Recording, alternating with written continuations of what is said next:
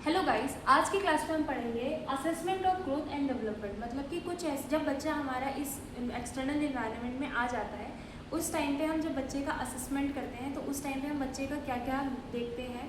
Anthropometric measurement इसको बोलते हैं। एंथ्रोपोमेट्रिक मेजरमेंट का मतलब है कि हम किसी चीज़ का, किसी मेजरेबल डिवाइस का यूज़ करके, इंची टेप का यूज़ करके, इन्फेंटोमीटर का यूज़ करके या डायनमोमीटर का यूज़ करके हम बच्चे का जो वेट है, हाइट है, MUAC मतलब कि mid upper arm circumference, head circumference और चेस्ट सर्कमफेरेंस को मेज़र करते हैं। तो इसको बोलते हैं assessment of growth and development. सबसे पहले बात करते हैं, अगर बच्चा एट बर्थ पे है तो उसका जो वेट होता है बच्चे का, अगर बच्चे का वेट 2.5 से 3.5 kg के बीच में है तो जो बच्चा होगा वो नॉर्मल वेट वाला बच्चा होगा, ना वो LBW की कैटेगरी में आएगा, ना वो मैक्रोसोमिक बेबी होगा। उसके बाद जो बच्चे की हाइट होती है at the time of birth वो होती है 45 to 50 सेंटीमीटर। जो मिड अपर आर्म सर्कमफेरेंस होती है वो एट बर्थ से लेकर के 6 मंथ तक के टाइम पे सेम रहती है, जो होती है 11 to 12 सेंटीमीटर। और हेड सर्कमफेरेंस जो एट बर्थ पे होता है वो होता है 3 to 35 सेंटीमीटर। और जो चेस्ट सर्कमफेरेंस होता है वो बर्थ के टाइम पे हेड सर्कमफेरेंस से 3 सेंटीमीटर कम होता है, मतलब कि 30 to 33 सेंटीमीटर का रहता है। उसके बाद फिर हम बात करते हैं बर्थ के टाइम पे ये मेजर था। उसके बाद फिर बात करते हैं 6 मंथ पर। जैसे ही बच्चा 6 मंथ पे आता है तो जो उसका वेट होता है वो डबल हो जाता है। जब बच्चा 1 ईयर पे आता है तो जो वेट था वो इसका ट्रिपल हो जाता है। और जब बच्चा 2 ईयर पे आता है तो जो वेट होता है बच्चे का वो 4 टाइम हो जाता है as compare to the at the time of birth वाले वेट के। फिर बात करते हैं हाइट की। तो हाइट एट बर्थ पे कितनी थी? 45 to 50 सेंटीमीटर थी। 6 मंथ पे ये हाइट हो जाती है 65 सेंटीमीटर। उसके बाद 1 ईयर पे आकर के ये हाइट जो होती है ये 75 सेंटीमीटर हो जाती है। और 2 ईयर पे आकर के ये 75 से 85, अगर राउंड ऑफ करके याद रखना है तो इसको 75 में +10 कर लेना, 85 सेंटीमीटर याद रख लेना। मतलब कि 45 to 50, 65, 75, 85, राइट। अब बात करते हैं ये डबल और ट्रिपल कब होती है। जैसे हमारा वेट जो था वो डबल हो रहा था 6 मंथ पे, ट्रिपल हो रहा था 1 ईयर पे, 4 टाइम हो रहा था 2 ईयर पे। तो वैसे ही जो हाइट होती है वो डबल हो जाती है जब बच्चा आता है 4 to 5 ईयर पे। उसके बाद फिर बात करते हैं ट्रिपल कब हो जाती है। तो ट्रिपल हाइट हो जाती है, इसकी ट्रिपल हाइट हो जाती है 13 ईयर्स में। फिर बात करते हैं मिड अपर आर्म सर्कमफेरेंस की। Mid upper arm circumference at birth से लेकर के 6 मंथ तक का सेम रहता है 11 to 12 सेंटीमीटर। इसको अगर हम मेज़र करेंगे और अगर ये 11 से कम आ रहा है तो जो बच्चा होगा वो माल नरिश्ड के केस में आता है। इसको जो हम मेज़र करते हैं वो एक तरीके का टेप होता है जिसका नाम है शाकिर टेप। इसमें रेड, येलो और ग्रीन ये 3 कैटेगरीज होती है जिसपे हम देखते हैं कि बच्चा जो है वो माल नरिश्ड है या फिर वेल डेवलप्ड चाइल्ड आया है। उसके बाद 1 ईयर में अगर बात करते हैं मिड अपर आर्म सर्कमफेरेंस की तो वो आता है 12 to 16 सेंटीमीटर। देन 2 ईयर पे ये हो जाता है 16 to 17, मतलब 1 सेंटीमीटर ये इंक्रीज कर जाता है। फिर बात करते हैं हेड सर्कमफेरेंस की। हेड सर्कमफेरेंस हमारा एट बर्थ के टाइम पे कितना था? 3 to 35 सेंटीमीटर था। 6 मंथ पे ये आ जाता है 43 सेंटीमीटर। 1 ईयर पे ये 45 सेंटीमीटर आ जाता है एंड 2 ईयर पे ये 48 सेंटीमीटर हो जाता है। अब बात करते हैं चेस्ट सर्कमफेरेंस की। तो मैंने बोला था कि एट बर्थ के टाइम पे जो चेस्ट सर्कमफेरेंस होता है वो हेड सर्कमफेरेंस का 3 टाइम्स उस टाइम पे कम रहता है। वैसे हमारा जो चेस्ट एरिया होता है वो हेड से हमारा बड़ा रहता है, लेकिन at the time of birth जो हेड होता है वो बड़ा होता है as compare to the whole body.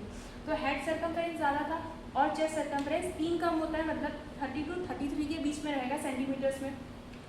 Equal कब आता है? जब बच्चा 6 मंथ से 12 मंथ के बीच में रहता है।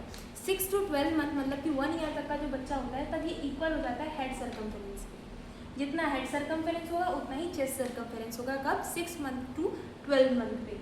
उसके बाद फिर बात करते हैं जैसे ही बच्चा हमारा 1 ईयर पे आता है तो 1 ईयर पे आकर के जो हमारा हेड सर्कमफेरेंस का ये 2.5 सेंटीमीटर उससे ज़्यादा हो जाता है। मतलब कि अगर यहाँ पे 45 सेंटीमीटर है तो इसमें कितना हो जाएगा? 47.5 सेंटीमीटर हमारा at the time of 1 year chest circumference आ जाता है। तो this is the basic assessment of growth and development. तो अब अगला टॉपिक जो है that is developmental milestone. Developmental milestones क्या होते हैं? डेवलपमेंटल माइलस्टोन्स हमको ये शो करते हैं कि हमारा जो बच्चा है उसका कैसे न्यूरोमस्कुलर डेवलपमेंट हो रहा है।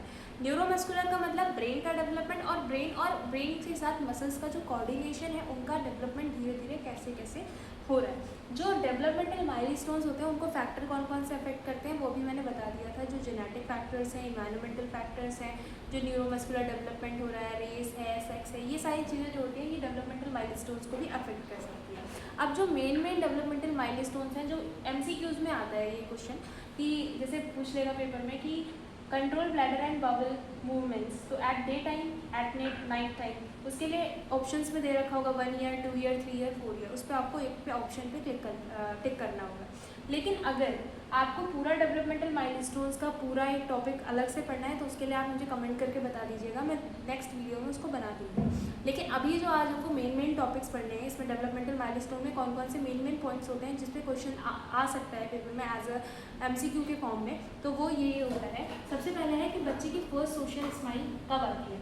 सोशल स्माइल का मतलब क्या है कि बच्चा सामने वाले को देख रहा है और उसको देख करके कब स्माइल पास करता है, तो वो आता है at the age of 2 month. जब बच्चा 2 महीने का हो जाता है तब बच्चे के सोशल स्माइल आना स्टार्ट हो जाती है। दूसरा, अपना बच्चा जो है वो हेड को कब होल्ड करता है, जैसे हेड कब उसका अपने आप से कंट्रोल में आने लगता है, तो at the age of 3 to 4 month, 2 month, 3 to 4 month. उसके बाद आता है जब बच्चा बैठ जाता है लेकिन विद सपोर्ट के साथ कब बैठता है, 5 to 6 मंथ पे।